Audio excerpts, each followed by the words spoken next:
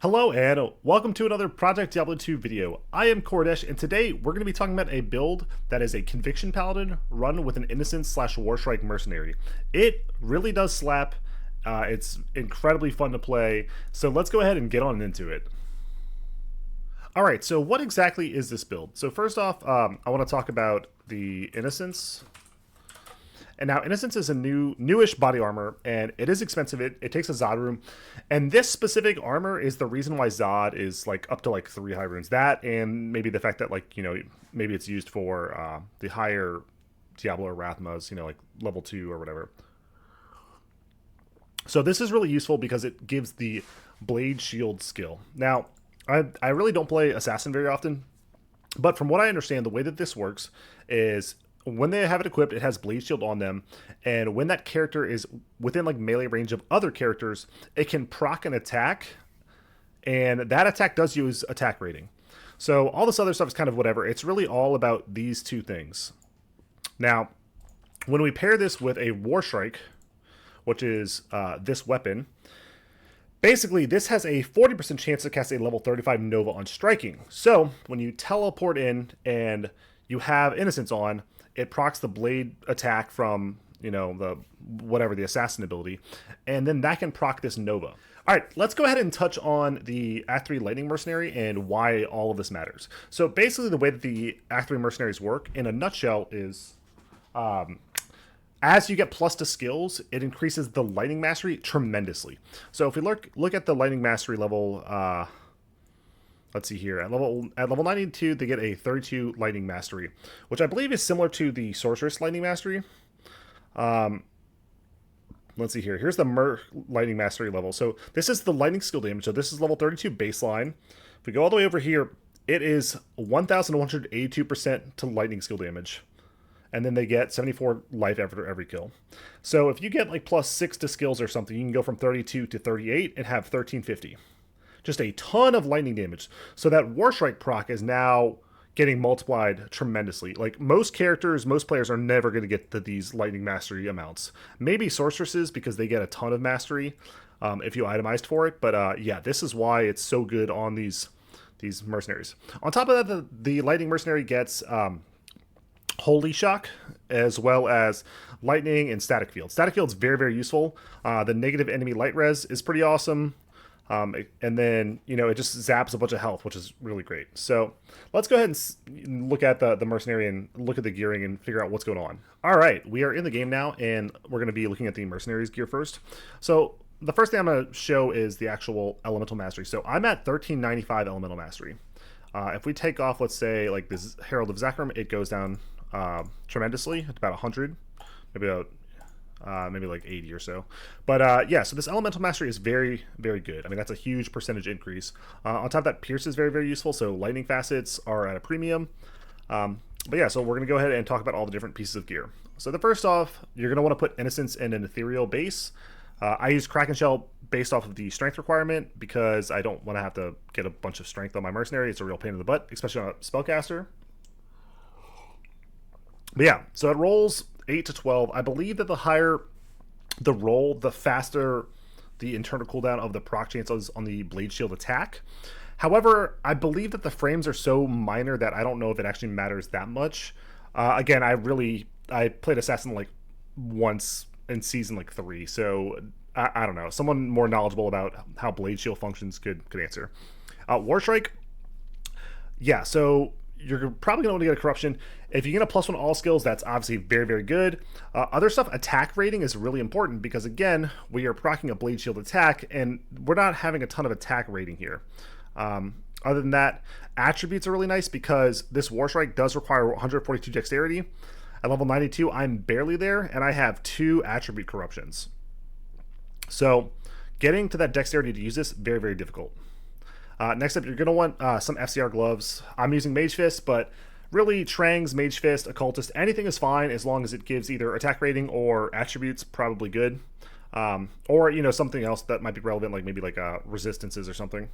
As far as the belt, we are using Thunder God's Vigor, and the reason for that is it gives +2 to lightning skills. So again, that's giving like about 70 elemental mastery. Pretty dang good. On top of that, this does have dexterity slammed on it, and max lightning res. So, you know, just gives a little bit of stuff. The funny thing that it has is the 8% chance to proc a level 17 Fist of Heavens.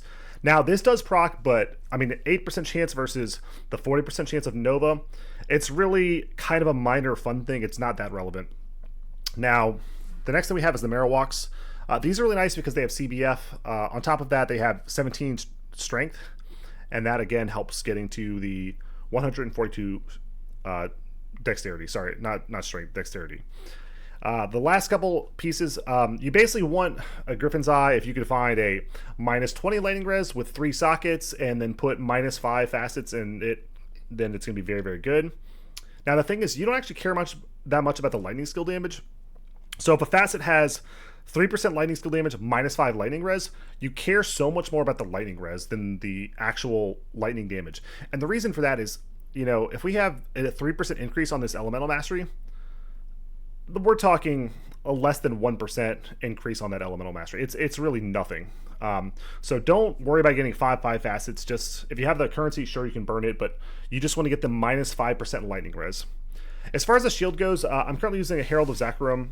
+2/+2 is nice. I don't think the combat skills actually matters at all. But basically what you want is 3 sockets on a +2 shield. And that's mainly so you can throw in minus 5 facets into it. Again, this has negative 15 enemy lightning res on it, but the +2 to all skills does affect the lightning mastery as well. As you can see that it only has +10 to lightning skill damage, but when you take it off, it's like, you know, 90 lower or 80 lower or something. So that's kind of the gearing and itemization for the mercenary. And let's go ahead and I can kind of show, I'm not going to attack it all, but I'm going to go to Frigid and we're going to charge up here and I'm going to teleport in, and you saw that Nova go off and just one tap everything. I mean, we had about 40,000 damage there. I'm going to come over here, teleport in, and we get a Nova proc. Again, the Holy Shock might just kill stuff. There's the static, there's a Nova, there's another Nova. Yeah, it absolutely dumps their stuff. It's so much damage. So that is the mercenary, which is honestly, you're more of the support here. Now, this build has been referred to as like the Flux build, and that's because the mercenary in Act 3 has the name Flux. I like the name Scorch. It's really a preference. So that's the mercenary. Now let's talk about the player gear.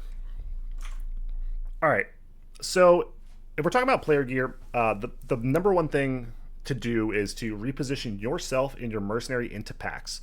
Now, there's the 2 best ways to do that is with Joust, maxing it out, and then using an Alma Negra. So this reduces it by half a second, and if you look at my Joust, it is currently maxed out, which is a 1.5 second cooldown. So it's going to be on a 1 second cooldown if you use Alma Negra, and then if you also use Enigma, then you can blink around. So that is by far the best setup to increase the clear speed of your mercenary. Now, I don't do that. I know. I just talked about it. If you want to look at it, please go check out Wheat Solo's video. He covers it multiple times. It's really, really good, but there's 2 really big problems. One, it's kind of all it does is just teleports in, gets Nova proc, and then you move on. And that is very good for speed clearing. But I like killing map bosses. I like being safe. I like being able to kill lightning immunes. I kind of like getting in there. And so now we're going to go ahead and cover my, you know, inventory and skills and stuff. All right, let's go ahead and talk about gear. So there are so many different ways to itemize for this, but I'm going to be talking about an attack-based build, which I know sounds really insane because we don't have fanaticism, we don't have might, we don't have concentration, we don't have good damage. But what we do have is the Griswold set. Yes, so why are we using the Griswold set? It's basically super budget, but it has sockets galore. So we have a weapon with 5 sockets, and I just put Dole runes in this. You could literally put Ohm runes and it'd be fine. You don't need to spend that at all, but just really any ED jewels that you want. Helmet, I have a +1 all skills corruption. Again, ED max damage jewels, it's very good. The body armor, I have more damage jewels. And then finally, I have IS jewels in the shield. So I know, I can put shales in the weapon and then get the IS a lot easier. And if you look, we're at the max Zeal breakpoint. But why am I doing this? So in the damage calculations, on weapon ED and off weapon ED is very different. So if I put the ED in the weapon, it actually functions better and scales better. So that's why I have all of this. Anyway, so moving on to the other gear. So we have a High Lords for the plus to all skills and the attack speed and the lightning damage. The lightning damage is actually very good, mainly because of the fact that we really do reduce their resistances very low. And the Deadly Strike is very nice. I'm using War Travelers for the added flat damage. Again, this damage is pretty low, 239 to 298. But adding flat damage is really nice. You know, obviously, Run Walk and Magic Find, lovely. Wisp Projector, we get the nice Heart of the Wolverine. And that is nice because it does add some ED that we don't have. Again, we don't have Phanaticism, don't have Might, we don't have Concentration. Nas Coil for IS and Lifesteal and Deadly Strike. So between these two things, we have pretty good Deadly Strike. This is just a dual leech attack rating and all res ring. It's pretty lovely. And then finally, I have a 20 IES with 3% Lifesteal Corruption with damage to demons. So this is the gear. It's pretty good. All right, so let's go ahead and talk about my build. First up, we're going to look at skills.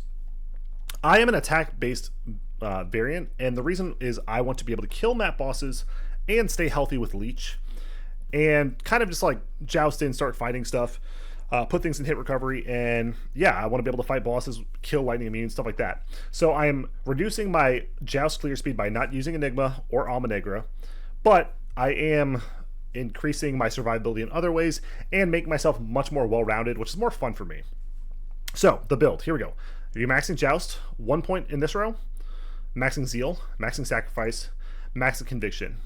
Obviously grabbing all the prerequisites. You can put 1 point wonders in Prayer, Defiance, and Vigor, mainly just to run around a little bit faster. Let's see here. There we go, yeah, Vigor's on. Sometimes it's just nice to run a little bit faster. Then after that, you're going to have points that you can put in Resist Fire, Resist Lightning, or Resist Cold. I would highly recommend just picking one element and going all in. In my resistances video, basically, I talk about this, but the higher and higher you go on max res, the more and more effective it is. So instead of spreading these out and be like, oh, a little bit of fire, a little bit of lightning, a little bit of cold. No. Pick one, pick a lane, and be like, this element doesn't matter to me at all. I don't take damage from it. I picked fire, but you can pick lightning, you can pick cold, you can do whatever. If you want to even do cleansing to get poison and curse reduction, that's probably a fine choice too. So that's the skills. All right, so here's the map showcase. 158 density on a tier 3. We're gonna go ahead and enchant. We're gonna go ahead and use that. We have conviction up, and now we're going. Now I will be looting, so if you know that slows me down, it slows me down. It's fine. So basically, what I'm doing is it's just kind of like a 1, 2, 3. I want to get my mic a little bit further from the keyboard, but it's just a lot of jousting into Zeal, into charging. Now right now I have amp damage, so hopefully I don't get, you know, messed up, and neither does my Merc.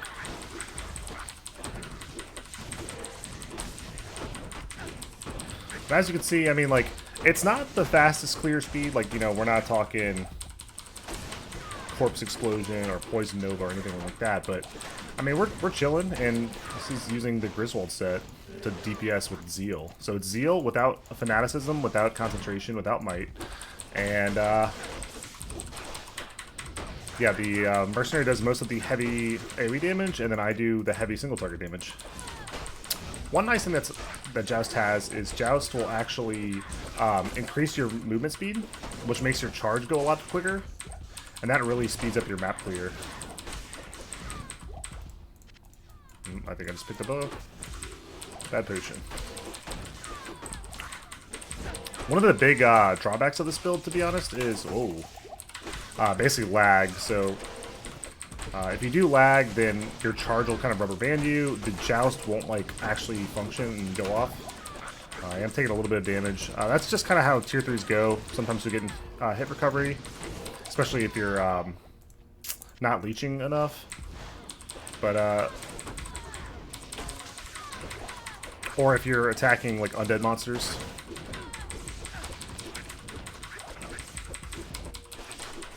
But my mercenary has not died yet, and that's just because the life gain on kill, he's just killing stuff over and over. And yeah. Now the map boss is going to be a little sketchy, because that's just kind of how it goes. But I did want to showcase that like this can do tier 3s. There are certain maps that are much better. The Horizon's Memory is a very, very good map. Weed Solo has an example of that. But I like Ruin Cistern a lot. This is I just like this map layout, to be honest. There's a lot of dudes. So sometimes the jousts don't actually go off, which is pretty annoying. But yeah, there's the static proc.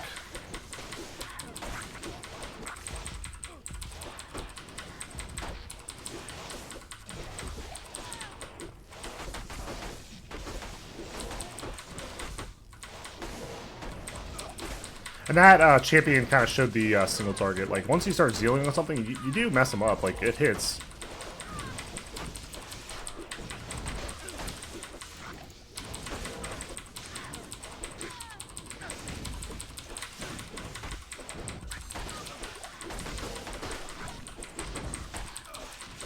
And we're just kind of going through it. Now, I'll be honest, I haven't been soloing with this build as much. Like, I mean, I still do solo. Like, I'll probably run, like, a couple maps every day solo. But a friend of mine is playing an Elemental Charger, and oh, Jesus, we absolutely dumpster maps together. He has an Infinity, but honestly, he is considering a setup just for when we duo, that he doesn't have to use it.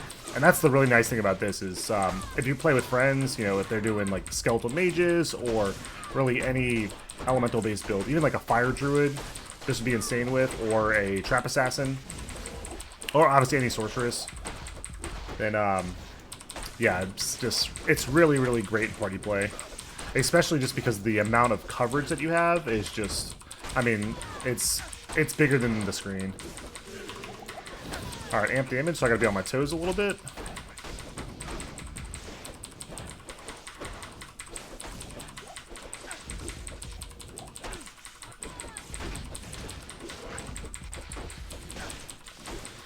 And I think the boss is over here, so I'm going to go do the boss real fast and show that it's probably a little bit sketchy, but it's definitely doable. And I think that's the issue with this version versus like Alma Negra or Enigma. I think it's going to be much more challenging to kill bosses. So the boss is going to be over here. I'm going to go ahead and rebuff. It's very possible my Merc dies here. And if that happens, that's okay. We're going to go around the outside, try and dodge the attacks.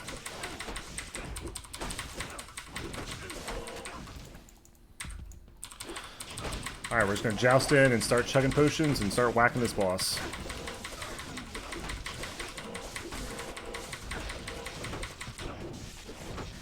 Now, it's not the fastest, but it's also not the slowest either. So, I mean, the boss dies. Oh, there's one left. And this does, this boss is a little bit easier than some of the other tier 3 bosses, but, I mean, to be honest, for having a Merc that does pretty much all the damage, not too bad. So yeah, I'm not going to finish off the rest of this map. You can kind of just see how it goes, see how quickly it goes. Those Novas, the boss damage, but, I mean, Vol Griswold said you could basically run this for free. Like, you can buy garbage Griswold set items for like a Worldstone shard. You don't have to be using any of this stuff, and absolutely it can do maps. The most expensive and prohibitive stuff is the Innocence and the War Strike, and then obviously getting Pierce from Griffins or a 3-socket +2 shield are going to be the challenging part. But again, this is kind of a mid game build. This is like maybe like 4 to 5 high runes here, especially with like this 3-socket Haas. Whereas this gear is basically, you can go super budget and spend nothing. So that's it. I hope you enjoyed it, and I'll see you next time.